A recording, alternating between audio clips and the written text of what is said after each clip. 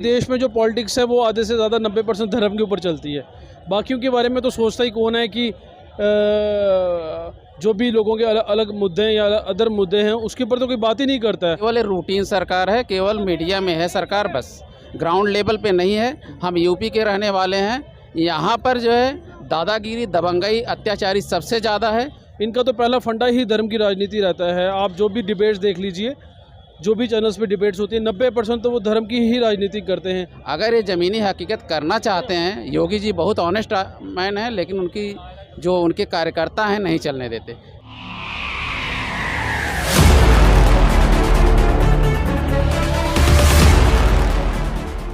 जी sir, सबसे पहले अपना नाम बता दीजिए। नूर इस्लाम। जैसा कि आपको पता है 2024 में लोकसभा चुनाव है, ऐसे में देश का प्रधानमंत्री किसे देखना चाहते हैं? केजरीवाल को दे देना चाहते हैं। केजरीवाल को कैसे?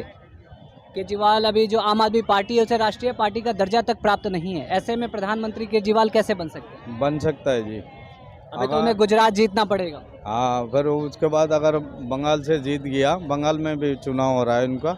अच्छा, केजरीवाल को ही क्यों बनाना चाहते हैं? बहुत बढ़िया काम करता है। जी सर, आपका नाम? विकास। कहाँ के रहने वाले? सीलमपुर। क्या लगता है 2024 लोकसभा चुनाव में कौन सी पार्टी बाजी मारेगा? BJP only. और बीजेपी? क्या कारण है बीजेपी? काम अच्छा है। कांग्रेस क्यों नहीं? वो तो पप्पू है। पप्पू की वजह से उसे वोट नहीं देंगे? काम कुछ ऐसा किया ही नहीं जिससे उनको वोट मिले। महंगाई और रोजगार एक बेहद ही गंभीर समस्या बन के इन बीते कुछ वर्षों में उभरी है, फिर भी आप बीजेपी को वोट देंगे? काम करोगे तो मिलेगा, क्यों नहीं, ऐसा थोड़ी ना है। रोजगार भी तो होना चाहिए। कुछ और भी लोग हमारे साथ मौजूद हैं। जी सर, नमस्कार। नमस्ते जी। कहाँ के रहने वाले? जी मैं जम्मू कश्मीर से हूँ। क्या लगता है इस बार लोकसभा चुनाव में कौन सी पार्टी बाजी मारेगा? इसका तो मुझे एग्जैक्ट तो पता नहीं है कि कौन सी मारेगी, बट इतना ज़रूर कहना चाहूँगा कि बीजेपी नहीं आनी चाहिए। इसके पीछे का कारण क्या है? बीजेपी क्यों नहीं आनी चाहिए? क्योंकि बीजेपी का सबसे पहला फंडा है धर्म की राजनीति, जो कि जिस चीज़ को हम बिल्कुल नकारते हैं और उस चीज़ के बिल्कुल खिलाफ हैं। पार्टी का काम होता है कि घर का जो सबसे बड़ा सदस्य होता है उसका काम होता है कि सबको एक लेके चलना, ना कि एक को एक नज़र से देखना और दूसरे को दूसरे नज़र से देखना। और मुझे दिल्ली का तो एग्जैक्टली पता नहीं है, basically I am from Jammu and Kashmir, but ये है कि उनकी नज़र में कुछ लोग खटकते हैं। हर एक इंसान का एक पर्सनल ओपिनियन है। तो मेरा पर्सनल ये है कि जो बीजेपी है, मेरे ओपिनियन से बीजेपी सबसे ही ज़्यादा सबसे बड़ा जिसका धर्म का अगर कोई राजनीति कर रहा है तो वो बीजेपी कर रही है। देश में जो पॉलिटिक्स है वो आधे से ज़्यादा 90% धर्म के ऊपर चलती है। बाकियों के बारे में तो सोचता ही कौन है कि जो भी लोगों के अलग अलग मुद्दे हैं या अदर मुद्दे हैं उसके ऊपर तो कोई बात ही नहीं करता है। इनका तो पहला फंडा ही धर्म की राजनीति रहता है। आप जो भी डिबेट्स देख लीजिए, जो भी चैनल्स पे डिबेट्स होती है 90% तो वो धर्म की ही राजनीति करते हैं। हमारे बारे में और आपके बारे में कभी किसी ने सोचा ही कहाँ है। और बाकी मैं ये कहना चाहूँगा कि मीडिया का जो है सबसे बड़ा रोल है।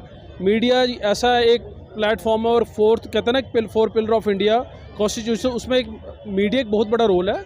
मीडिया को मुझे ये लगता है कि जैसे आपने ये मुझे भी क्रॉस क्वेश्चनिंग किया कि कांग्रेस और राहुल गांधी के बारे में आपने मुझे पूछा है, तो मुझे ये लगता है कि ये पहला सवाल ना जो अभी मौजूदा सरकार है उनसे पूछना चाहिए, क्योंकि हम उन्हीं से पूछेंगे ना जो चेयर्स पे बैठे हैं।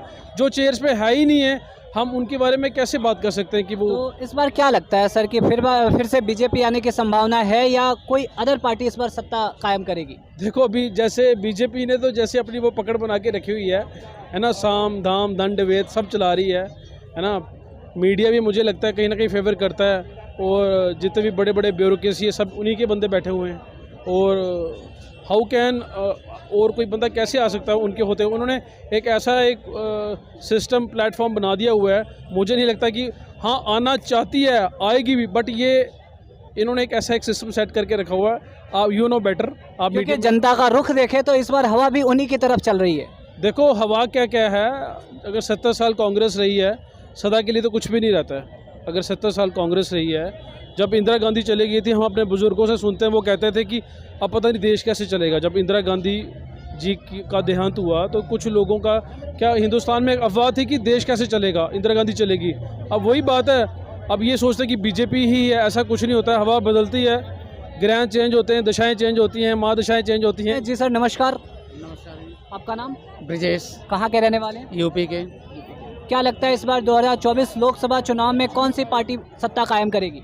नहीं करता तो अभी परिवर्तन 10-15 साल 20 साल यही रहेगी। इसलिए रहेगी बीजेपी इसलिए रहेगी कि अभी ये कोई ऑप्शंस नहीं है, क्योंकि जनता का मोल जब बदलता है धीरे धीरे बदलता है, जब अति हो जाता है तब बदलता है। जनता तो बेरोजगारी और रोजगार से त्रस्त हो चुकी है, ऐसे में परेशान है जनता, फिर भी ज़्यादा परेशान है, बहुत ज़्यादा परेशान है। केवल रूटीन सरकार है, केवल मीडिया में है सरकार, बस ग्राउंड लेवल पे नहीं है। हम यूपी के रहने वाले हैं, यहाँ पर जो है दादागिरी दबंगई अत्याचारी सबसे ज़्यादा है, क्योंकि सिर्फ बड़े बड़े वादे ही किए जाते हैं, लेकिन जमीनी हकीकत पर कोई भी चीज़ पूरा नहीं किया गया। हकीकत कुछ नहीं है। अगर ये ज़मीनी हकीकत करना चाहते हैं, योगी जी बहुत ऑनेस्ट मैन है, लेकिन उनके कार्यकर्ता हैं नहीं चलने देते। जैसे ब्लॉक है, डिस्ट्रिक्ट सेंटर है, तहसील है, पुलिस स्टेशन, इन चारों में इतना ज़्यादा करप्शन है कि कोई कहने की हद। दादा की बार काउंसिल इतना ज़्यादा स्ट्रांग है, कोई कुछ नहीं कर सकता। हर एक आदमी का असिस्टेंट रखा गया है, क्लास 4 का भी असिस्टेंट है, क्लास 4 लेखपाल का भी असिस्टेंट रखा गया है। हर एक आदमी के लिए उगाही का काम किया गया। सेक्शन एक्ट कोई काम नहीं करता। ये रूटीन सरकार है, केवल मीडिया में है बस। ये सब दूसरा भी सरकार चला सकता, सिस्टम से चलता है ना। हम इनको बदल के लाए थे, तो इसके बावजूद भी बीजेपी को ही लोग वोट करेंगे, इसलिए करेंगे ना। अभी अपोजिशन स्ट्रांग नहीं है। और जैसे 70 साल से हमारी मानसिकता बन गई थी, ये 70 साल गलत मैं बोल रहा हूँ, ये राजनेताओं की लैंग्वेज है 70 साल। सभी जो डिबेट भी होती है वो 70 साल ही बोलते हैं। चाहे लोक दल भी राज किया है, 6 साल अटल बिहारी वाजपेयी भी राज किए हैं, ये 8 साल किए हैं, लेकिन इनका कैलकुलेशन इतना गलत होता है वो 70 साल। जी सर, आपका नाम? समर्थ सिंह, कहाँ के रहने वाले हैं? फिरोजाबाद यूपी। 2024 लोकसभा चुनाव में किसे प्रधानमंत्री के रूप में देखना चाहते हैं? जी आदरणीय योगी जी। योगी जी? मोदी जी को नहीं लाना चाहते? नहीं, अब उनकी उम्र हो गई, रिटायरमेंट लेंगे, थोड़ा बैकग्राउंड से टीम चलाएंगे वो अपनी। जब तक मोदी जी हैं तब तक योगी जी कैसे आएंगे? मैं बताता हूँ, आज वो सीट पे बैठ के चला रहे हैं पार्टी, आने वाले समय बैकग्राउंड में बैठ के चलाएंगे, मीन्स पावर में नहीं होंगे, लेकिन काम उन्हीं का चलेगा। तो 2024 में मोदी जी या योगी जी पीएम। कुछ और भी लोग हमारे साथ मौजूद है। जी सर, आपका नाम? अरमान अली, कहाँ के रहने वाले? संभल जिला। क्या लगता है 2024 लोकसभा चुनाव में कौन सी पार्टी सत्ता में आएगी? कांग्रेस। बीजेपी क्यों नहीं?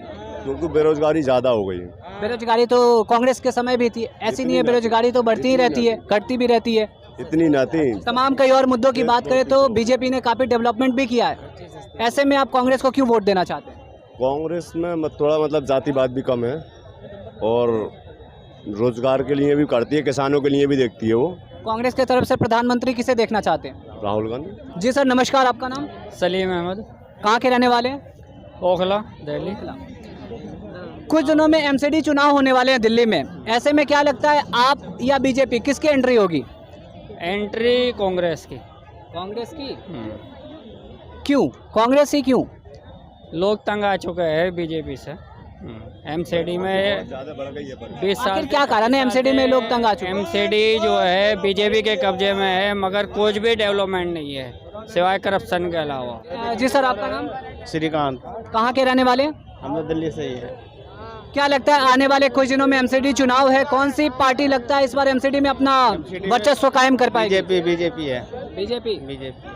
मौजूदा हालात देखें एमसीडी में तो क्या क्या कमियां आपको दिख रही हैं? कोई कमी नहीं है, सब ठीक चल रही है।